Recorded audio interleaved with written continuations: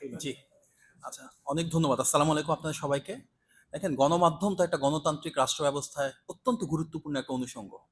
আপনারা অনেকগুলো অভিযোগ সামনে এনেছেন, স্বাভাবিকভাবেই। সিন্ডিকেটের কথা বলছেন, কষ্টের কথা বলছেন, দুর্নীতির কথা বলছেন। বাট একটা প্রিন্সিপাল ডিফারেন্স হচ্ছে, এই সবগুলো বিষয় ঘটেছে গত প্রায় ১.৫ দশক ধরে।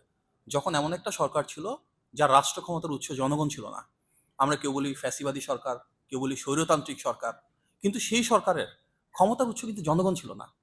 আজকে দীর্ঘ ১.৫ দশকেরও বেশি সময় পর এমন একটা সরকার রাষ্ট্র ব্যবস্থা রয়েছে, যারা জনগণের ভোটে নির্বাচিত, জনগণের ম্যান্ডেট নিয়ে এসছে। তার মানে কি, জনগণের প্রতি দায়বদ্ধতা রয়েছে। এবং সেই দায়বদ্ধতার জায়গা থেকে কিন্তু আমাদের সরকারের ৬ সপ্তাহ মাত্র হয়েছে, কিন্তু আমরা এখানে এসেছি। আমরা দুঃখ প্রকাশ করছি, গত ৪৮ ঘন্টার বেশি হয়েছে আমরা আপনাদের সাথে দেখা করতে পারি নাই। কিন্তু আপনারা ইতিমধ্যে অবগত আছেন, আমরা চেষ্টা করেছি পুরোটা সময় এখানে সরকারের যারা নীতি নির্ধারণী অবস্থায় আছেন ওনাদের সাথে কথা বলবার জন্য। আমরা মালয়েশিয়ার মাননীয় প্রধানমন্ত্রীর সাথে কথা বলেছি, মানব সম্পদ মন্ত্রীর সাথে কথা বলেছি, উচ্চশিক্ষা মন্ত্রীর সাথে কথা বলেছি, এবং প্যারালালি আরও বেশ কিছু বাইল্যাটারাল বা দ্বিপাক্ষিক মিটিং বা বৈঠকে আমরা অংশগ্রহণ করেছি। মূল উদ্দেশ্যটা কি? মূল উদ্দেশ্যটা হচ্ছে আপনারা যে সমস্যাগুলো বললেন সেগুলো সমাধান করা। আমরা দীর্ঘদিন ধরে রাষ্ট্র পরিচালনার বাইরে ছিলাম। আমাদের অনেকেই কিন্তু প্রবাসী। আমি নিজে দীর্ঘ সময় প্রবাসী ছিলাম। আমাদের মাননীয় মন্ত্রী মহোদয় প্রবাসী ছিলেন। আমাদের মাননীয় প্রধানমন্ত্রী প্রবাসী ছিলেন। আমরা বিশ্বাস করি প্রবাসীদের দুঃখ, কষ্ট, আবেগ, আকাঙ্ক্ষা আমরা সম্পূর্ণরূপে উপলব্ধি করি। ঐতিহাসিকভাবে যদি দেখি, এই যে বিদেশে জনশক্তি রপ্তানি, আজকে প্রবাসী আমাদের ১ কোটির বেশি মানুষ আছেন। শুরু হয়েছিল কার সময়? শহীদ প্রেসিডেন্ট জিয়া রহমান যখন রাষ্ট্র পরিচালনায় ছিলেন। এই যে প্রবাসী কল্যাণ এবং বৈদেশিক কর্মসংস্থান একটা মন্ত্রণালয়, সেই মন্ত্রণালয়টা শুরু হয়েছিল কার সময়? দেশনেত্রী এবং খালেদা জিয়ার সময়। আজকে প্রবাসীরা ভোট দিয়েছে এবার, সেটা কিন্তু বিএনপিরই নীতি ছিল। আমাদের বর্তমান প্রধানমন্ত্রী জনাব তারেক রহমান সবার আগে বলেছিলেন প্রবাসীদের ভোট নিশ্চিত করতে হবে। আমরা দৃঢ়ভাবে বিশ্বাসী যে নির্বাচনী ম্যানিফেস্টো আমাদের ছিল, সেখানে প্রবাসীদেরকে সর্বোচ্চ প্রাধান্য দেওয়া হয়েছে, এবং সেভাবে ইনশাল্লাহ আমরা রাষ্ট্র পরিচালনা করব। আমরা বুঝি, আমরা অবহিত আছি, অনেক সীমাবদ্ধতা আছে। গত ১৬ বছরে রাষ্ট্র কাঠামো ভেঙে গিয়েছিল। বাংলাদেশ থেকে $২৮ বিলিয়ন বেশি বিদেশে পাচার হয়ে গিয়েছিল। মানবাধিকার লঙ্ঘন হয়েছে, গুম হয়েছে, খুন হয়েছে। ৬০ লক্ষ লোক যারা শুধুমাত্র বিএনপি রাজনীতি করে, তারা মিথ্যা মামলার শিকার হয়েছিল। গণমাধ্যমের অনেক সাহসী সাংবাদিক কিন্তু বিদেশে ছিলেন। আপনারা অনেক কষ্ট করেছেন। আপনাদের মাঝে অনেকেই আছেন যাদের ত্যাগ রয়েছে, দেশের জন্য সংগ্রাম রয়েছে। অনেকে আছে বিদেশে ছিলেন, কিন্তু আপনারা হয়তো একটা রিপোর্ট করেছেন যেটা তৎকালীন সরকারের বিরুদ্ধে আপনাদের পরিবার হেনস্থা, হয়রানি, মামলার শিকার হয়েছে। তো এখানে কিন্তু আমরা বিচ্ছিন্ন কেউ না। যারা সাংবাদিক, যারা জনগণ, যারা বিরোধী দলের নেতাকর্মী, প্রত্যেকেই শোষণের শিকার হয়েছিল। সেই রাষ্ট্র ব্যবস্থায় আমরা যে দুর্নীতি, দুঃশাসন, দুর্বৃত্তায়ন দেখেছি বাংলাদেশের ভেতর, সেটা বাংলাদেশের বাইরেও হয়েছে। সেই ভেঙে পড়া রাষ্ট্র কাঠামো পরিবর্তনের জন্যই তো গণতান্ত্রিক সংগ্রাম। আমাদের এত মানুষ জীবন দিয়েছেন, শহীদ হয়েছেন, কিসের জন্য? একটা রাষ্ট্র ব্যবস্থা যেখানে গণতান্ত্রিক সিস্টেমের ভেতরে জবাবদিহিতা থাকবে, স্বচ্ছতা থাকবে। আমরা আজকে বাংলাদেশ থেকে এসেছি সেই জবাবদিহিতা এবং স্বচ্ছতা নিশ্চিত করবার জন্যই। আমরা গত ২ দিনে যে মিটিংগুলো করেছি, তা প্রত্যেকটাতে কিন্তু আমরা আমাদের প্রবাসীদের স্বার্থ সংশ্লিষ্ট বিষয়গুলো উপস্থাপন করেছি। কিছুটা আনন্দিত এই কারণে যে আপনারা যে বিষয়গুলো বললেন, আলহামদুলিল্লাহ তার একটা বিষয়ও আমাদের আলোচনায় বাদ যায় নাই। আমরা এখানে যারা অবৈধ রয়েছেন ওনাদের ডকুমেন্টেশনের বিষয়ে কথা বলেছি। এখানে যারা গ্র্যাজুয়েট হিসেবে পাশ করছেন ওনারা কিভাবে আর একটু লম্বা সময় থাকতে পারেন সেটা নিয়ে আমরা কথা বলেছি। আমরা কথা বলেছি সুযোগ সুবিধা বাড়ানোর জন্য। সবচেয়ে জোর দিয়ে বলেছি সিন্ডিকেট ভাঙার জন্য। আমরাই সম্ভবত গত বহু বছরের ভেতর প্রথম সরকার যারা এসে সরাসরি মানব সম্পদ মন্ত্রণালয়ে কথা বলেছে ওনাদের সাথে যে আমরা যে কোনো মূল্যে ২ সরকার এক হয়ে এই সিন্ডিকেট ভাঙতে চাই। তবে অনেক ক্ষেত্রে এককভাবে বাংলাদেশের পক্ষে করা সম্ভব না। আমরা ওনাদের যার সাথে কথা বলেছি, অংশীজনরা বলেছেন যে সিদ্ধান্তগুলো তো এককভাবে বাংলাদেশের জন্য ওরা কার্যকর করতে পারবেন না। যেসব দেশ থেকে এখানে শ্রমিক আসছেন, সেন্ডিং কান্ট্রিগুলো, প্রত্যেকের জন্য ওনাদের একটা পলিসি কম বেশি কার্যকর করা হবে।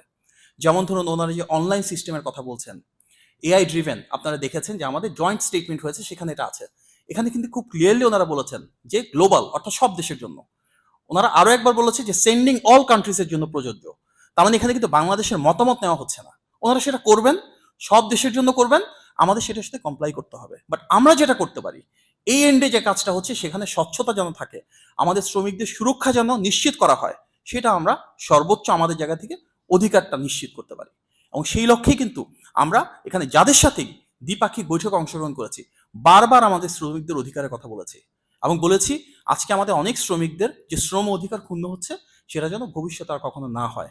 আমরা আমাদের চাপটুকু প্রয়োগ করেছি এবং আমরা বিশ্বাস করি এখানকারও মানব সম্পদ বিষয়ক যিনি মন্ত্রী ছিলেন, মাননীয় প্রধানমন্ত্রী যথেষ্ট আন্তরিক।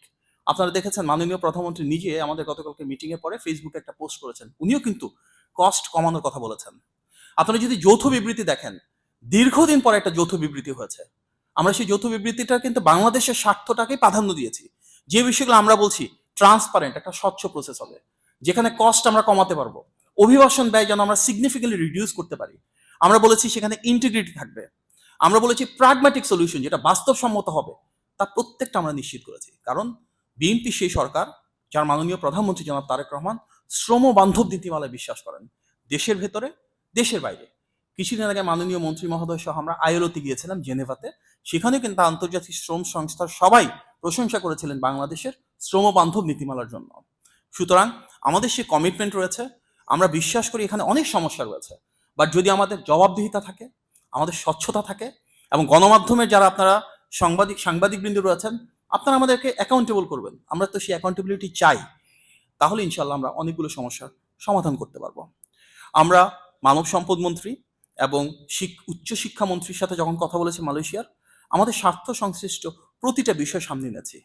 অনেকগুলো ক্ষেত্রেই ওনারা নীতিগতভাবে একমত হয়েছেন, তবে বলেছেন এটা ওনাদের আরো উচ্চতর নীতি বিষয়ক বিষয়। কারণ প্রত্যেকটাই যে বাংলাদেশের সাথে সম্পৃক্ত এককভাবে তা না, অনেকগুলোই পলিসি ওনাদের কার্যকর করতে হলে প্রতিটা দেশের ক্ষেত্রে কার্যকর করতে হবে। তবে আমরা বলেছি যে অন্যান্য দেশের তুলনায় বাংলাদেশের প্রাধান্য বেশি পাওয়া উচিত, কারণ এই বিপুল সংখ্যক মানুষ তার কোনো দেশ থেকে আসছে না। আমাদের এই বিপুল সংখ্যক মানুষ এখানে আসছেন কাজ করবার জন্য। সুতরাং তাদের অধিকার, তাদের স্বাধীনতা এবং তাদের সর্বাঙ্গীন কল্যাণ আমাদের সবচেয়ে বড় প্রতিশ্রুতি। আমরা আপনাদেরকে কথা দিতে পারি যে আমরা আমাদের প্রচেষ্টা অব্যাহত রাখব।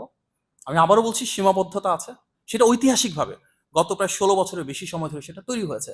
আমরা হয়তো একদিনে সমাধান করতে পারবো না। 16 বছরের ফ্যাসিবাদের যে সমস্যা, আমরা চলে যাচ্ছি আজকে রাতে, 3 দিনও নাই, 2.5 দিনের মতন আছি। আমরা 2.5 দিনে সব সমস্যা সমাধান করতে পারবো না, তবে আপনারা আস্থা রাখুন আমাদের উপর। আমাদের সর্বোচ্চ আন্তরিকতা আছে, আমরা আমাদের প্রতিশ্রুতি বাস্তবায়নের জন্য সর্বোচ্চ দায়বদ্ধ থাকবো ইনশাল্লাহ। এবং শ্রমিকদের স্বার্থ সংশ্লিষ্ট যে বিষয়গুলো রয়েছে, বাংলাদেশি প্রতিটি প্রবাসীর যেন অধিকার এখানে সুপ্রতিষ্ঠিত হয়, মানবাধিকার যেন নিশ্চিত হয়, সেগুলো আমরা অবশ্যই এখানে কার্যকর করতে চাই।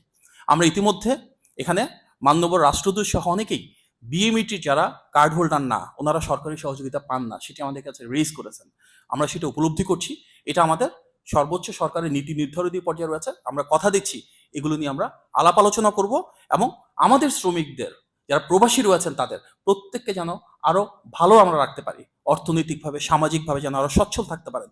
তার জন্য আমাদের এন্ড থেকে যেগুলো মালয়েশিয়ার সাথে আমাদের দ্বিপাক্ষিক আলোচনার প্রয়োজন নেই, আমাদের অভ্যন্তরীণ সরকারের বিষয়, সেগুলো আমরা ইনশাল্লাহ বাস্তবায়নের জন্য আরো বেশি উদ্যোগ গ্রহণ করব। এর আগে যারা সরকারে ছিলেন অনেকেই সেই বিষয়গুলো বুঝতেই চান নাই, কথা বলতে চান নাই। আমরা কিন্তু গত কয়েকদিনে বেশ কয়েকবার বোঝার চেষ্টা করেছি ওই সমস্যাগুলো কোথায়।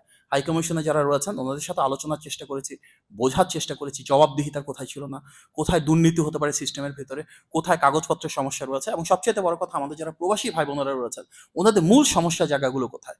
এই প্রত্যেকটা নিয়ে কিন্তু আমরা পরবর্তীতে মালয়েশিয়ার যারা নীতি নির্ধারক রয়েছেন ওনাদের সাথে আলোচনা করেছি। আমার